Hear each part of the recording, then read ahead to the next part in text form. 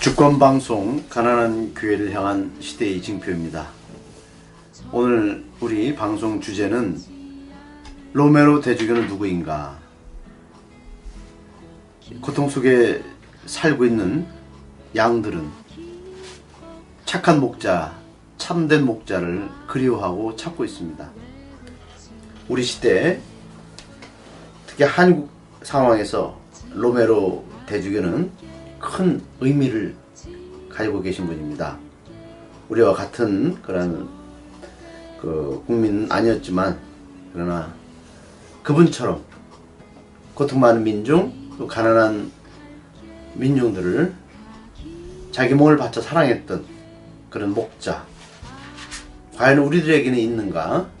우리가 질문을 던지면서 오늘 로메로 대주교의 삶과 신앙, 또 그분의 순교에 대해서 우리 해방신앙연구소 소장이신 김근수 소장님을 모시고 또 이야기를 나누고자 합니다. 저는 청주교구 신성국 신부입니다. 저는 광주교구 팽목항에 있는 최민석 신부입니다. 네, 저는 해방신학연구소 소장 김근수라고 합니다.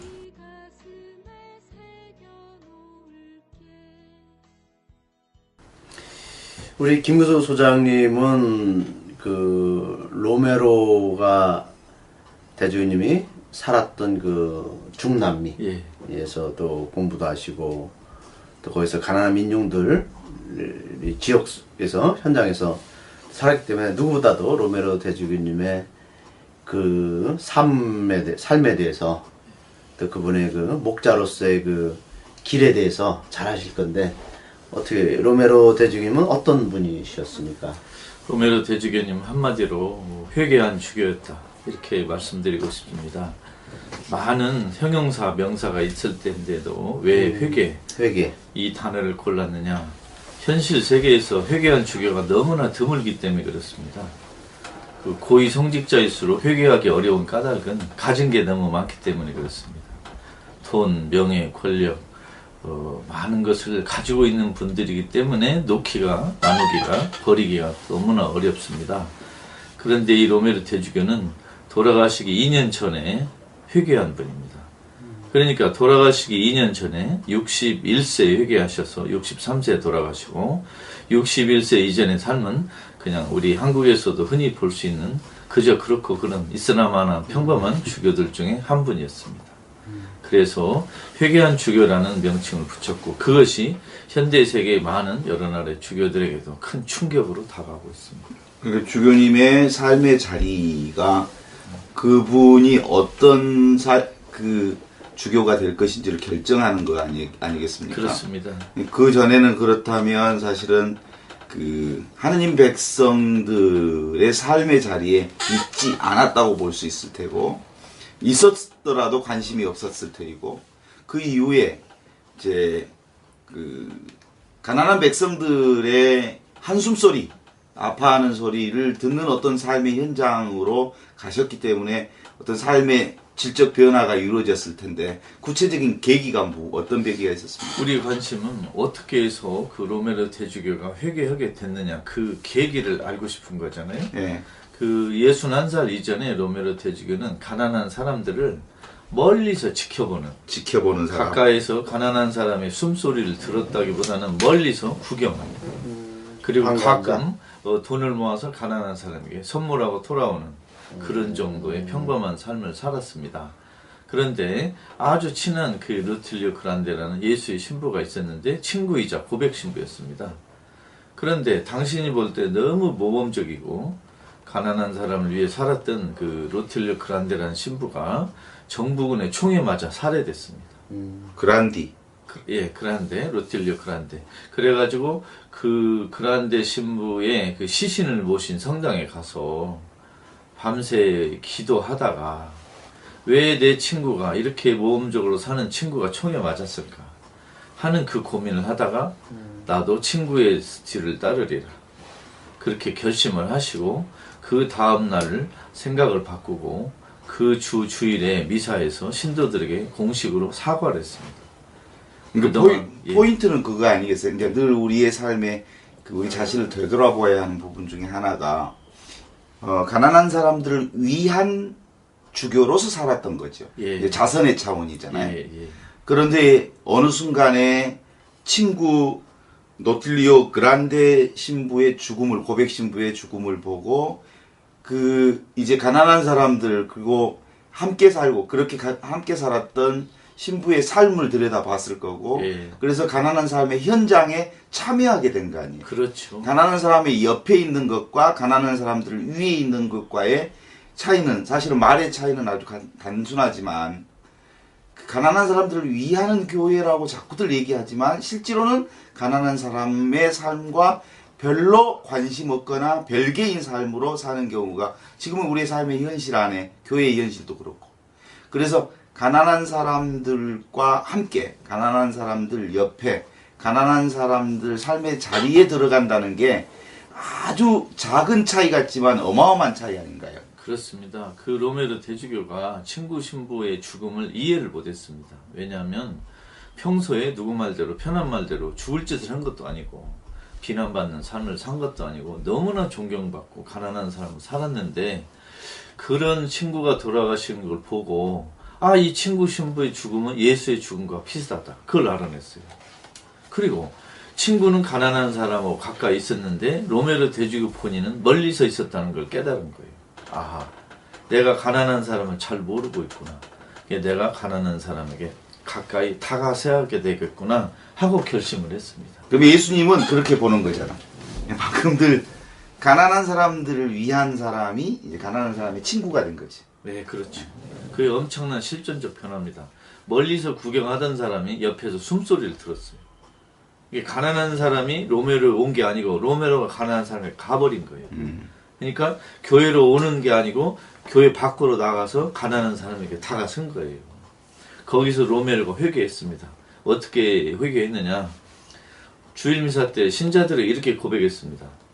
그동안 저 로메로는 가난한 사람 문제에 관심이 없었습니다. 회개합니다. 제가 잘못을 고백하니 용서해 주십시오 하니까 신도들이 전부 기립박수를 했습니다. 이제 당신은 우리의 친구다.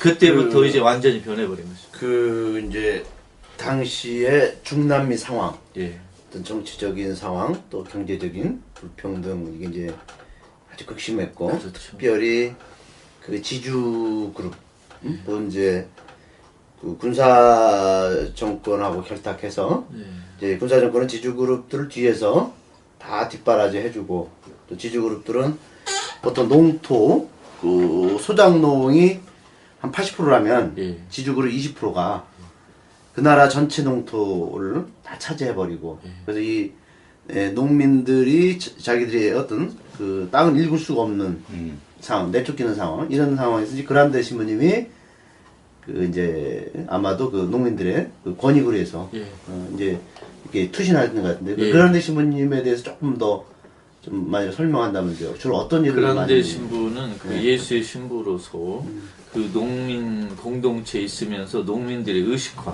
농민들의 생각을 바꿔주고 또 토지 개혁 운동에 힘쓴 그런 신부였습니다. 그런데 그란데 신부가 최초로 살해된 분이 아니고 전에도 그란데 신부 전에 벌써 한 20여 분의 사제가 총살됐습니다. 그 엘살바도르 교구에서, 엘살바도르 그 나라에서만. 나라에서. 그리고 로메로 대주교가 그 총에 맞아 돌아가셨을 때 이미 100명의 숫자가 넘어왔습니다. 살해된 숫자가. 그 중에는 이제 신부도 있고 수녀도 있고 미국 수녀도 있었고 농민 신자도 많았습니다. 그런데 그 와중에서 그렇게 순교했고, 로메로 대주교가 그 살해된 다음 1년 뒤에 내전이 일어났습니다. 그 내전에서 약 8만 명이 희생됐고 12년 동안에. 근데 로메로 대주교는 이 내전이 일어날 것이라는 걸 예감하고 그걸 막기 위해서 많은 노력을 했습니다. 근데 그 당시 그 집권층은 미국의 그 사주를 받은 아주 부자 정권이었고, 엘살바도르는 약 10여 개의 그 가문이 국토의 70%를 차지하는 토지 귀족이 많았습니다. 그런 나라에서 교회 내부의 갈등도 심했습니다.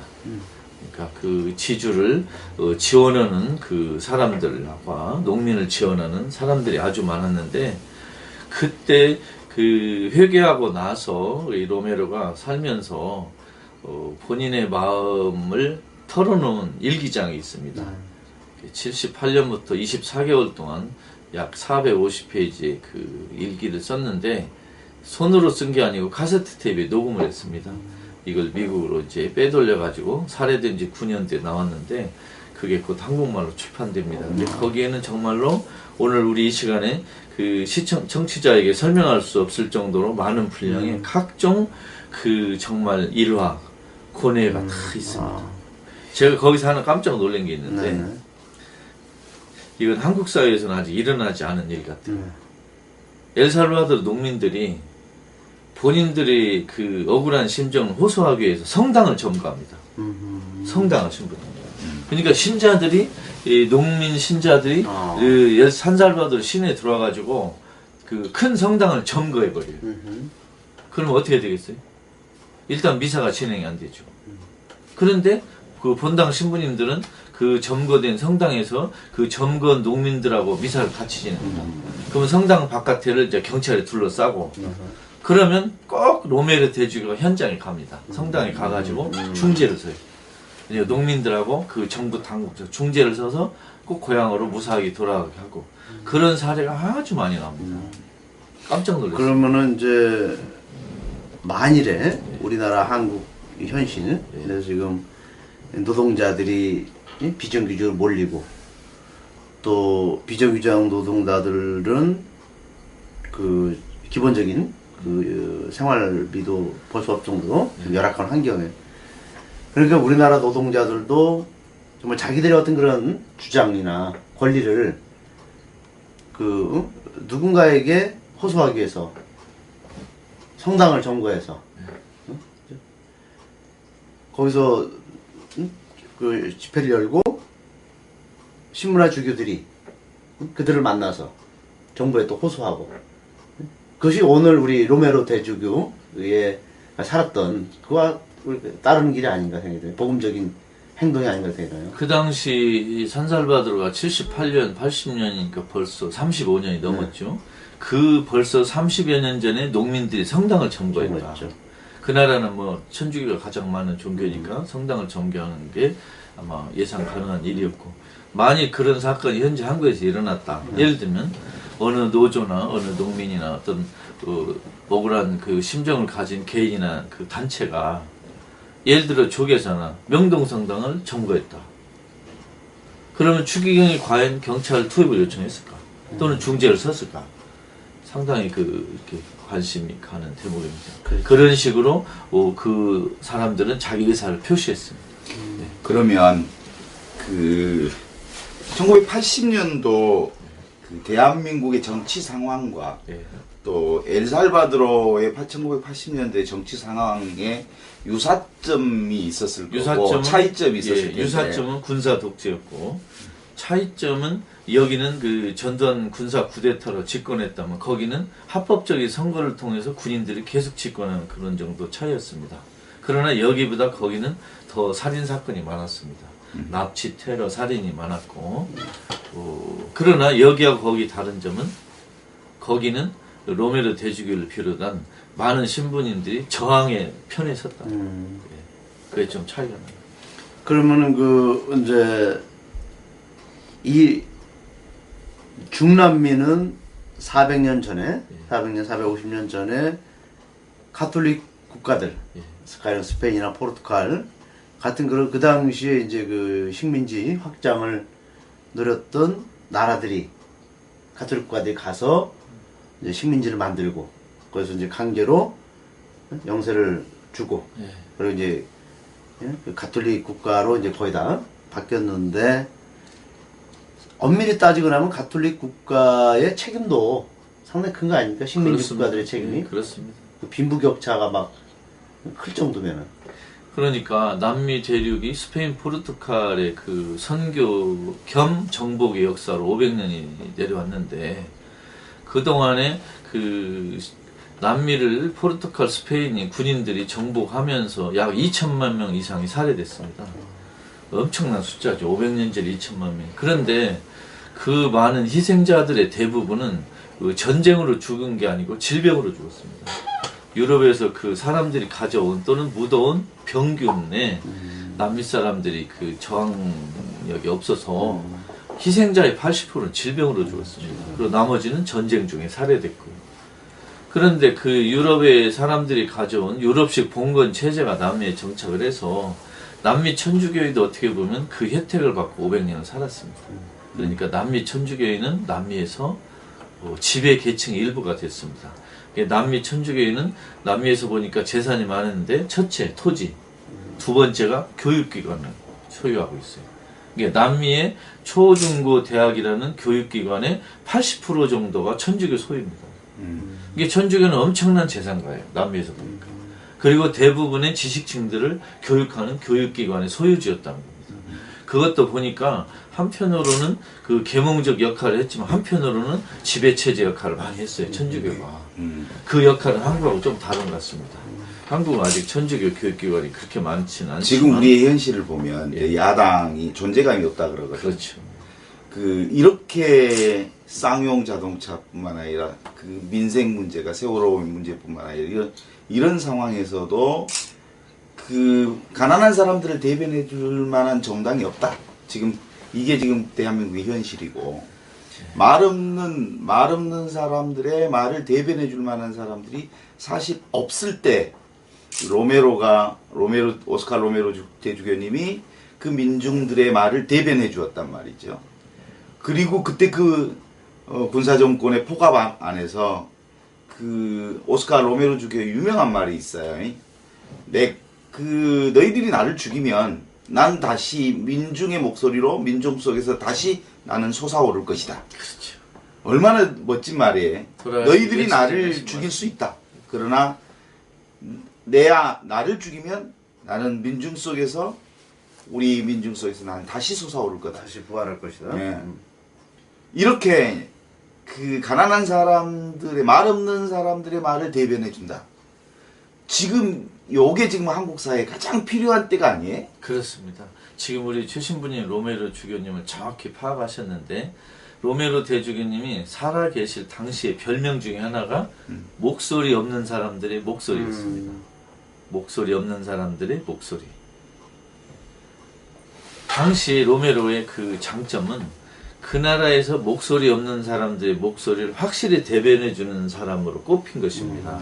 근데 지금 그 당시 로메로 역할을 하는 사람이 한국 사회에서, 한국 종교에서, 한국 천주교에서 누군가 생각하니까 잘 떠오르지 않아요. 그런 아픔이 있습니다.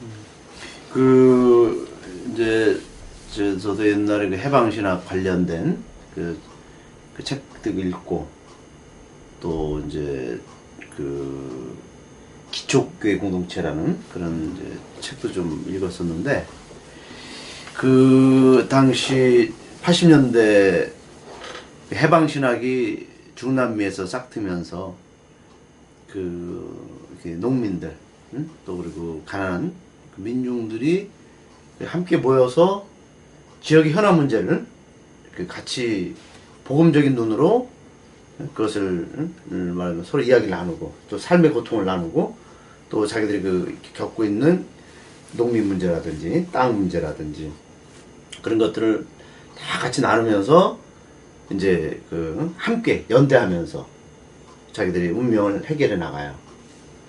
이제 우리나라의 비슷한 시스템이 뭐냐면 이제 반모임, 구역 모임, 뭐 소공동체 이런 걸 말하는데, 근데 우리나라 한국 천주교 각 본당마다 하고 있는 반모임과 그 중남미의 그런 기초교회 공동체와는 이게 질적으로, 내용적으로 큰 차이가 나는 것 같아요. 많이 납니다.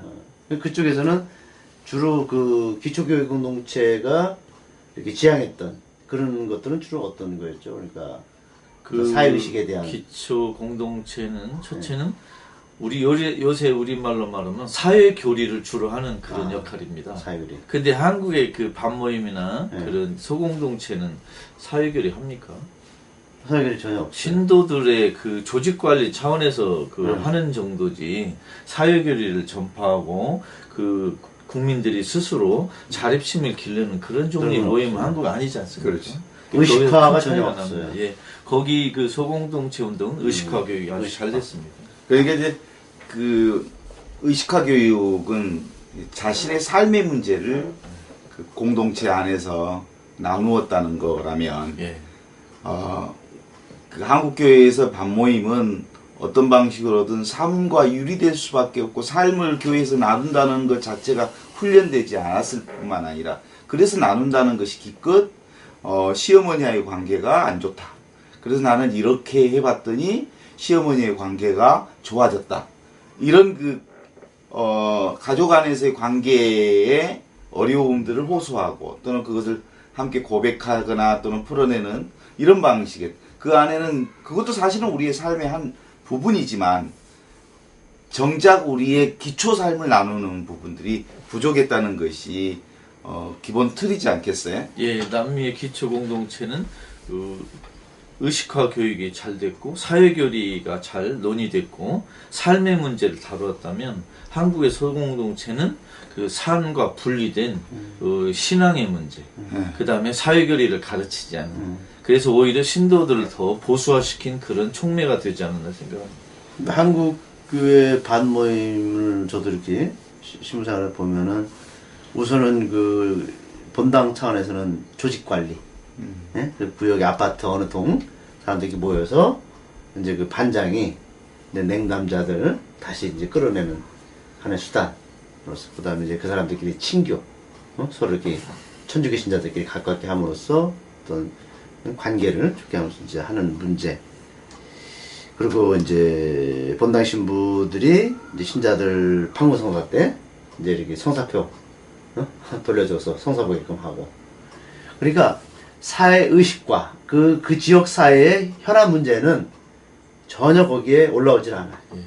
그냥 개인 신심이 그냥 좀 더 이렇게 어떤 독려하는 차원에서 끝나니까. 그러니까 한국 교회가 늘 기초교회 공동체 반모임을 그렇게 강조하는데도 그것이 뿌리를 내리지 못하는, 벌써 한 우리도 30년이 넘었는데도 뿌리를 내리지 못하는 것이 뭐냐면 그 지역 사회, 지역 공동체하고 교회 공동체가 같이 가야 되는데 우리가 이거 아니 분리돼 있어. 그러니까 예를 들어서 이제 그게 있겠죠. 가령 예를 들어서 우리 지역사에서 세모녀 자살 사건이 났다. 정말 의료보험도 내지 못해서 5만 원 내지 못해서 어떤 일, 그러면 그 지역에 있는 반원들이 예?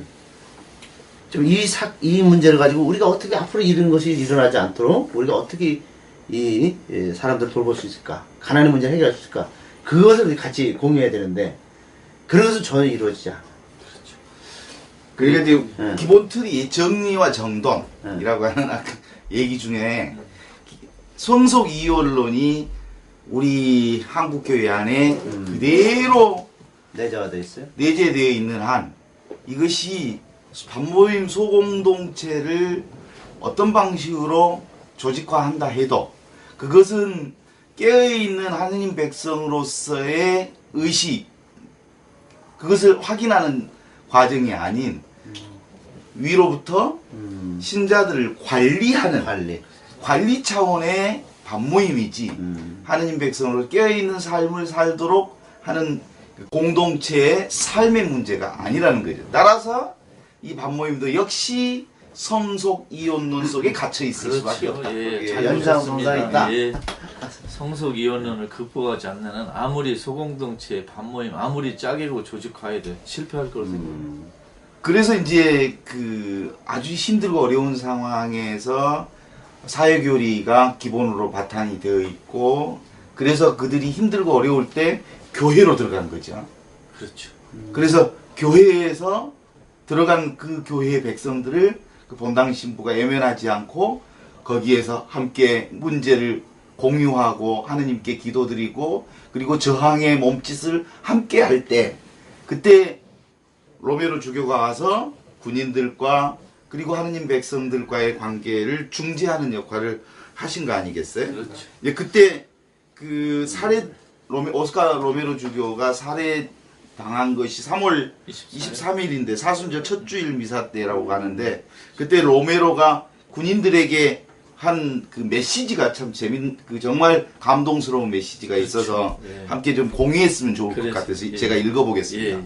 형제들이여, 군인들에게 하는 말입니다. 형제들이여, 그대들도 우리와 같은 민중입니다. 그대들은 그대들을 형제인 농민을 죽이고 있습니다. 어떤 군인도 하느님의 뜻을 거스르는 명령에 복종해서는 안 됩니다. 지금이야말로 그대들은 양심을 되찾아 죄악으로 가득 찬 명령보다는 양심에 따라야 할 때입니다. 하느님의 이름으로 아울러 날마다 더 고통받아 그 부르짖음이 하늘에 닿는 민중의 아픔으로 나는 그대들에게 부탁하고 요구하고 명령합니다. 단합을 중지하십시오. 그가 살해당하던 날 미사전에 했던 말이지요. 참 눈물 나옵니다. 요 말을 할 때 상황을 제가 잠시 소개해드리고 싶습니다. 로메로 대주교는 살해되기 한 달 이전부터 교황 대사를 통해서 피신하라는 권유를 많이 받았습니다. 당신은 이 살해될 것 같다. 군부 움직임이 심상치 않다. 그래서 많은 경로를 통해서 로메로 대주교에게 연나라로 피신가라는 권유를 많이 받았습니다만 그걸 거절했습니다. 나는 이 땅에서 여기서 죽겠다. 그런 생각을 하고 이 말을 하신 겁니다. 그러니까 예를 들면 이건 그냥 문학적 표현이 아니고 죽음을 앞둔 비장한 표현입니다. 예를 들면 예수 그리스도가 갈릴리아에서 예루살렘을 가는 길에 제자들에게 나 이제 죽으러 간다. 나 죽는다. 아마 그 심정이 나는 연상되고 또 하나는 즉 군인들에게 이런 명령을 했잖아요. 그러면 예를 들면 염수정 추기경이 광화문이나 종로에 나와가지고 그 세월호 가족들 행진을 막는 정경들 앞에 딱 서가지고 형제들이요 탄압을 멈추시라고 해야 맞지 않습니까? 난 그런 게 생각나는 거예요. 근데 이제 이 상황은 그 죽음을 각오하고 하는 말이잖아요. 그렇죠.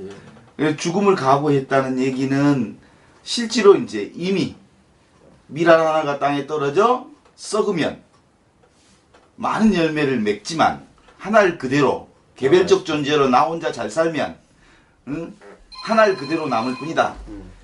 이건 사실은 성서 말씀이 오스카 로메로 주교를 통해서 그대로 이루어진 거 아니에요. 그렇죠. 근데 실제로 성경을 산다는 말은 말씀이 살아서 움직이는 그 말씀이 되려면 그 말씀이 구체적으로 자신의 삶 안에서 표현되어질 때 말씀이 살아있는 말씀이 되는 거잖아요. 그렇죠. 그래서 근본적으로 그 오스카 로메로 주교의 그 바탕 안에는 근본적으로 성경 말씀과 온전히 하나로 살고자 하는 성경적 힘이 그 안에 들어있는 거죠. 그렇죠.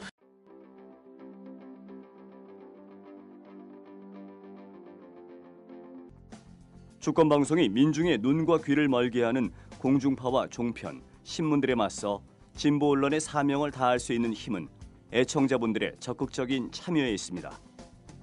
주권방송을 후원해 주십시오.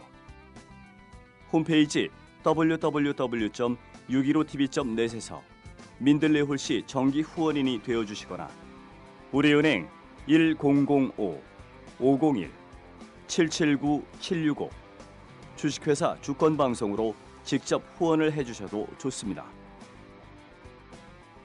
저희 주권방송은 평화 번영과 민주 회복을 위한 진보 언론의 사명을 성실히 수행할 것입니다. 주권방송과 함께해 주시기 바랍니다.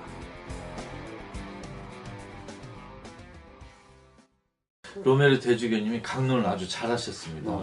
제가 녹음된 강론 육성을 들어봤는데도 이 연설 솜씨가 만만치 않고 그 글자로 나온 책을 봐도 명문이 많습니다.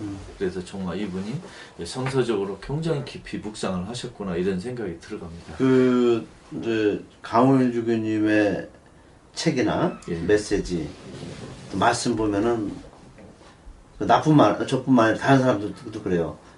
상당히 그 뭐랄까 깊이 있게 그 이렇게 공부하신 분이고 또 이렇게 단어 하나하나를 사용하는 것도 아주 정확하게 문맥에 맞게 잘 사용하신다. 그러니까 한편으로 보는 그 우리 강율 주교님도 그 제주도 교부장으로 가셔서 4.3에 희생된 사람들을 관심을 갖고 그 사선 사건을 통해서 당신이 사목자로서 이 로메로 대주김과 같은 그런 어떤 회개, 마음의 변화, 회심이 일어나지 않았는가. 그것을 어떠어떠지 그분 책을 통해서 보게 됐거든요. 그 저도 개인적으로는 강호일 주교님의 그 지난 행보뿐만이 아니고 앞으로 행보도 저는 한 신학자로서 주목하고 있습니다. 그래요. 저희 스승이었던 그 소브리노 신부님이 이런 말씀을 자주 하셨어요. 예수의 삶과 로메로 삶이 비슷한 게 하나 있다. 뭐냐? 인생 말년에 회개했다는 겁니다. 말려요. 그러니까 예수도 인생 말년에 반짝 등장해서 멋지게 살다 가신 분 아닙니까? 로메로도 돌아가시기 2년 전에 반짝했는데 제 생각에는 우리 강호일 주교님도 젊으셨을 때가 아니고 오히려 나이가 드신 후에 개혁적으로 좀 변화하시는 것 같아요. 그건 현재 교황님도 마찬가지입니다. 그래서 야 이거 인생 말년에 변하는 것도 이거 멋지구나. 그렇죠. 이게 저는 그런 의미에서 우리 저기 정진석 추기경이나 염수정 추기경이 언제 돌아가실지 모르겠지만 나는 아직도 그분들이 저 정신 차릴 시간이 있다고 생각합니다. 충분히. 하나님 그렇죠, 뜻이지, 그렇죠. 하나님. 예, 그러니까 그 오스카 로메로 주교가 1968년 그 메델린 문화. 그 주교회의에서의 슬로건이 민중교회로 가자 라고 하는 슬로건이었는데 그 슬로건을 얼마나 우려하셨는지 그걸 뭐라고 표현하셨냐면 증오에 찬 그리스도인이라고 표현했단 말이에요. 아주 보수적인 그렇죠. 그런 10년 전에 이랬어요. 예, 네. 로메로. 보수적인. 그런데 실제로 이제 순교를 각오하고 순교를 은총으로 알고 당신의 몸을 가난한 사람들에게 던졌단 말이죠. 방금 얘기했던 그 연세가 드셨는데 예. 그래서 한국 교회 주교님들도 가능성이 있다 이런 얘기를 하시는 거예요. 그렇죠. 예를 들면 로메로 경우에도 그렇고 보면 보는 눈을 바꾸려면 서 있는 다리를 바꿔야 됩니다.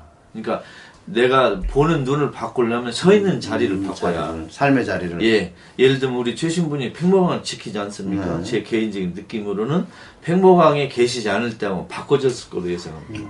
그다음에 우리 신신부님도 그 로메로처럼 목수를 하셨. 로메로 부친이 목수 하셨어요. 그 로메로도 제가 이 목수하고 걸 있습니다. 좋아합니다. 근데 그런 삶의 자리가 바꾸어지니까 보는 눈이 달라질 걸 생각합니다. 그래서 예를 들면 염수정 추기나 정진석 추기경 예를 들면 오늘이라도 나 이거 그 주교관에 있지 않겠다. 서울시한테 빈민촌으로 가서 현장을 방을 하나 가서, 얻고 혼자 밥을 잡수고 아침 일어나서 가난한 사람들 있는 그 일용직 노동자들이 있는 그 현장 일자리 가서. 찬 현장도 가보고 한 달에 며칠이라도 가서 노가다 일하고. 가서 일이라도 해보고 화장실 청소 해보고 이렇게 서 있는 자리와 삶을 바꾸면 회개할 수 그분들도 회개의 은총이 내릴 걸로 생각합니다. 그래서 우리가 이제 신부 생활하고 또 신자들도 그렇고 우리 미사 때마다 우리 교황 프란시스코와 우리 주교 누구누구 염수정 주기영 또 보좌주교 쭉 가요. 그죠? 그게 서울교만 해도 한 미사 하루에 신자들이 그 몇만 명이 미사를 하고 평일 미사를 주일날은 몇십만 명이 하고 예. 그러니까 정말 수많은 그 교구 신자들이 자기 교구장 주기님의 이름을 부르면서 그렇게 미사를 하거든요. 그러면 웬만하면 해결해야 되는데 여기서 제가 한 말씀 하고 싶습니다. 로메로 대주교가 회개한 배경에는 네. 주위에 있는 교구청 신부님들의 끊임없는 권면, 교구 신자들의 끊임없는 희생이 있었습니다. 예를 들면 지금 서울대교구가 사제가 750명이 넘고 신도가 100만이 넘는데 이런 추기경과 주교가 있다는 것은 서울대교구 사제들과 신자들의 집단 정신 수준, 집단 신앙 수준의 문제라고 생각합니다.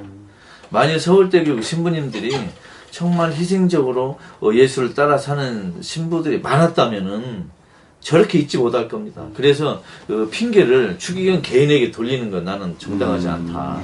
서울교구 사제들의 삶의 평균 수준이 이 모양이라는 걸 말한다고 생각합니다. 신도들도 마찬가지. 제가 팽목에 있으니까 가장 많이 찾아온 교구가 의정부 교구 신부님들이었어요. 그리고 3월 21일 날은 의정부 교구 신자들 800명에 그 의정부 교구 신부님들이 20여 명이 오셨죠. 그걸 준비하던 신부가 이민원 신부님이 오셨는데, 야, 어떻게 의정부 교구가 이렇게 가능할 수 있었을까요? 라고 물었을 때, 지금, 현재 주교님으로 계시던, 누구죠? 이기현 주교. 이기현 주교님이, 박근혜 대통령이 대통령으로 후보 시절에 이제 대통령으로 당선되던 날, 의정부교구 모든 신부님들이 멘붕이었다는 거예요. 그렇죠. 이거 어떡하냐. 그래서 거의 모든 신부님들이 멘붕 상태라고 얘기하는데 그때 이기현 주교님이 그랬다는 거예요. 왜 그러지? 나는 박근혜가 대통령이 되는 것이 괜찮은데? 그리고 좋은 일이 아니야? 라고 생각하는데 자기만 그러고 교구 신부들은 모두가 멘붕이라고 한다는데 교구 신부들을 이해할 수가 없었다는 거예요. 그러나 어떻든 간에 당신이 교구의 교구장으로서 사제들하고 함께 살아야 되는데 교구 신부들을 이해할 수가 없다. 멘붕 상태, 100% 대부분의 신부들의 멘붕 상태를 내가 이해를 못한다면 내가 교구장으로서 어떻게 하냐. 그때부터 경향신문과 한겨레 신문을 보기 시작하면서 왜 우리 교구의 신부들이 이 상황에서 멘붕인지를 조금씩 알아차리기 시작하면서 내일 모레 이제 세월호 일주기 미사를 이기현 주교님이 직접 주례하면서 봉헌하게 되는 이 상황까지 오게 됐다는 게 어떤 의미로 방금 얘기하신 것처럼 그 의정부 교구 젊은 신부님들 그리고 대부분의 신부님들이 지금의 사회 문제に대단히 관심 있게 보았고 이 박근혜 정권이 들어서면서 나타날 수 있는 정말 가슴 아픈 것들을 예측한 애연자적 감성이 있었던 거죠.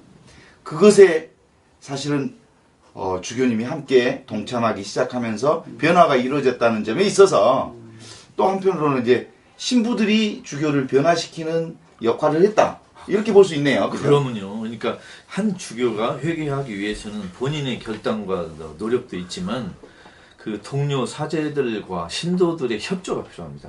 한 사람을 회개하기 위해서는 많은 사람이 그 회개에 협조해야 됩니다. 삶으로. 근데 저는 만일 서울에 두 추기경 현재 이 모양으로 있다는 것은 결국 부인할 수 없이 서울교구 신부님들, 신도들의 신앙생활 수준이 이 모양밖에 안 된다. 같이. 정말 정신 차려야 된다. 그걸 말하고 싶습니다. 만일 서울교구 750분 신부님 중에 75명이라도 추기경 바지를 잡고라도 애원하고 회개하라고 눈물로 호소했다면 이런 일이 없을 겁니다. 그러면 결국은 불의한 정권에 그리고 군사 정권의 백성들이 탄압받고 힘들어하는 것에 침묵하는 것 이거 어떻게 보는 거예요? 침묵은 죄악입니다. 말해야 될 때 안 하는 것도 죄고 말해서는 안 될 때 말하는 것도 죄입니다. 그런데 이렇게 명백하게 불의한 세력이 큰 힘을 떨칠 때 침묵하는 것은 죄악입니다. 현재 한국 천주교에서 가장 위력을 떨치는 신학은 침묵 신학입니다. 아무도 입을 열지 않아요. 방관. 자, 대수천 사람들이 그 미사를 방해해도 그게 틀렸다고 꾸짖는 주교도 없고 또 세월호 유가족들이 저렇게 농성하고 힘들게 살아도 옆에서 울어주는 주교도 없고 다들 침묵하는 거예요. 예를 들면요, 제가 그 로메로 대주교가 살해되기 전에 자주 대통령에게 전화했습니다. 해서 항의를 해요. 직접 항의를 합니다. 그러고 미사 때 설교에서 바로 항의합니다. 그러면 사람들이 그 로메로 대주교의 강론을 듣기 위해서 귀를 기울여요. 500만 국민들이. 현재 지금 서울 그러고 있습니까? 안 하고 있잖아요. 지금 우리가 복음을 선포하자. 그게 교회의 첫 번째 사명 아니죠. 근데 그 복음이라는 것은 기쁜 소식을 선포하는 걸 말해요. 미사가 끝날 때마다 미사 끝났으니 가서 복음을 선포합시다. 근데 지금 우리 박근혜 13대 대통령 대선 부정선거로 당선된 박근혜, 사실 대통령 자격이 없는 사람이에요. 정당성은 없기 때문에. 이 박근혜가 대통령으로서 부정선거 대통령이 되고 나서 우리 한국의 상황은 단 하루도 굿뉴스가 없어. 매일 들려오는 소식들은 1%의 부자들, 새누리당 그 인간들은 매일 기쁜 소식입니다. 그죠? 부자들 위한 정책만 계속 남발하니까. 그러나 힘없는 가난한 서민들, 거의 모든 우리 국민들은 매일매일 정말로 생지옥처럼 민생은 도탄에 빠지고 갈수록 어려워져. 그래서 미국 그 갤럽 조사에서 그 142개국 이게 그 행복 지수를 조사했는데 우리나라가 118위가 됐거든요. 이렇게 종교인이 많고 가톨릭 신자가 많은 이 나라가 불행 지수가 그 최하위로 떨어졌다는 것은 우리가 기쁜 소식이 없는 그런 나라에서 지금 살고 있다는 거예요. 그러면 지금 종교가 또 이 종교를 이끌어가는 주교들이 과연 무엇을 하고 있는지, 책임을 다하고 있는지, 목자로서 그런 면에서는 너무나 우리가 지금 심각한 상황이 아닙니까? 병든 교회의 모습 아닙니까? 그렇습니다. 로메르 대주교님이 80년에 돌아가셨으니까 벌써 35년 전 일인데 35년 뒤에 한국 주교들이 로메로 발꿈치도 따라갈 수 없습니다. 좋은 소식, 기쁜 소식이라는 건 성서에서 두 가지를 가르칩니다. 가난한 사람에게 기쁜 소식이지 부자에게는 불쾌한 소식입니다. 그리고 정의를 외치고 희생을 각오하는 사람들에게만 복음은 기쁜 소식이지 그 정의를 누르는 불의의 세력에게는 예수의 말씀은 언짢은 소식입니다. 누구에게나 똑같아요. 불편한 소식이죠. 그런데 늘 두 가지가 있잖아요. 방금 오스카 로베로와 유사하게 우리가 또 짚어봐야 할 분 중에 한 분이 그 독일 디트리트 보네퍼 36살에 암살당해서 죽었던 보네퍼는 당시에 그 독일 교회가 히틀러 정권 안에서 그 독일 교회가 뭐라고 얘기하냐면 히틀러의 국가가 여러분들을 부르고 있습니다. 라고 얘기할 때 모두 다 히틀러의 국가라고 하는 차원에서 그 부정한 정권의 모든 목사들이 성직자들이 그때 부역을 했단 말이에요. 그러니까 실제로는 그 종교인들이라고 하는 건 그 부당한 정권에 부역해서 찬양하고 그리고 그 손들어주고 박수 쳐주고 조창기도 하고 이러는 그룹과 적어도 그 백성들을 탄압하는 사람들을 온몸으로 저항해서 몸으로 그 불살랐던 사람들과 이 큰 두 가지 흐름 속에 늘 우리는 같이 이렇게 고민해야 되는 거잖아요. 그렇죠. 지금 그렇다면 한국천주교회에 실제로 박근혜 정권이 종교인들을 부르고 있다라고 하는 부름 속에 많이 청와대에 달려가거나 또 부역하는 사람들이 많이 생긴단 말이에요. 그렇죠. 어떻게 봐야 되는? 그러니까 목자에는 두 종류가 있습니다. 착한 목자가 있고 나쁜 목자가 있다. 현재 한국에는 나쁜 목자가 훨씬 많습니다. 예를 들면 청와대에서 부르면 나 가기 싫어. 딱 버티는 주교도 나와야 돼. 또 나 여기 안 간다. 또는 청와대 가면 작심하고 훈계를 하고 야단을 치고 와야 되지 않습니까? 청와대 가면 찍소리 못하고 본당에 오면 큰 소리 치고 이런 종류의 목자들은 정말로 복음적인 의미의 목자가 아니죠. 그러니까 이제 주교들은 착한 목자들은 양들을 위해서 목숨 바치고 그렇죠. 또 늑대가 나타나고 강도가 나타나도 양들을 지키기 위해서 자기가 두려워하지 말고 끝까지 보살펴야 되는데 지금 그게 아니라 그 강도가 나타나고 저기가 나타나면 두려워서 숨고 그리고 권력자들 앞에서 겁을 먹고 그리고 그들이 원하는 대로 해주고 결국 그거 보면은 두려움을 가진 신앙이 아니라는 거거든요. 성서에 보면 네. 두려워하지 말라 마리아야. 네. 그러니까 오늘날 우리 한국 종교 지도자들이 두려움이 많은 것 같아요. 이렇게 이런 세월호 현장에도 오지 못하고 또 노동자들의 그런 그 투쟁 현장에도 가지 못하고 그러니까 이 눈치 저 눈치 그냥 다 보다가 결국은 복음을 살지 못하는 우리 교회를 올바로 세우지 못하는 그런 그 상태까지 와 있는 거라고 생각이 드는데. 저는 한국의 많은 고위 성직자들이 예수를 잘 모른다고 생각합니다. 예수를 알았으면 저렇게 처신할 리가 없고 예수를 잘 모르기 때문에 두려워하는 겁니다. 예, 저는 거기에서 그 두려움의 근거를 좀 찾고 싶습니다. 그 오스카 그 디트리트 보네퍼가 라디오 강연에서 연설한 부분을 함께 또 아까 저기 오스카 로메로 강연하고 비슷하게 한번 들어봤으면 예. 좋겠는데 그는 그 라디오 강연에서 자신을 신격하는 지도자는 하느님을 모독하는 자라고 직격탄을 날리면서 이렇게 강연을 합니다. 악한 행위보다 더 악한 것은 악한 존재이다. 다시 말하면 거짓말쟁이가 진실을 말하는 것이 진실을 사랑하는 사람이 거짓말을 하는 것보다 더 악하다. 악한 증오자가 형제를 행하는 것이 인간을 사랑하는 것보다 더 악하다. 거짓말쟁이의 입에서 나오는 진실은 아무리 미화해도 거짓말일 뿐이다. 인간에게 적대하는 자의 형제의 행위는 아무리 좋아도 역시 증오일 뿐이다.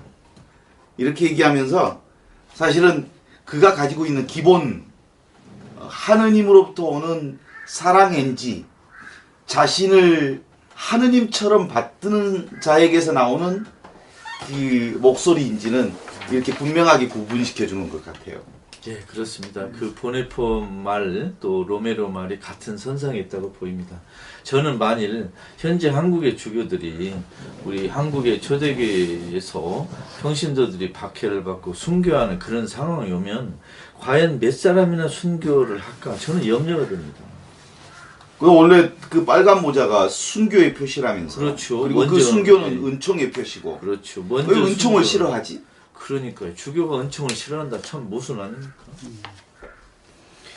그래서 오늘 우리 이 이제 방송 우리가 로메로 대주교를 주제로 삼은 것은 정말 우리 힘없는 그 서민들 또 우리 신자들 그들이 지금 그 신음소리를 들어야 될 목자들이 듣지 않고 있다는 것이 예. 너무 답답한 그렇죠. 현실에서 그래도 우리가 로메로 같은 이런 우리 대주교 또 순교자를 우리가 그리워하면서 그런 분들이 하느님께서 주시기를 바라는 마음으로 이런 자리를 마련했습니다. 이제 저는 염수영 추기경께서도 이제 마지막으로 하느님 앞에서 정말 당신이 추기경으로서 해야 될 일이 뭔가 회개가 아닌가 그런 생각을 해봅니다. 그래서 회개하는 주교들이 더 많이 나오기를 기대하면서 오늘 방송을 마치겠습니다. 고맙습니다. 감사합니다. 자.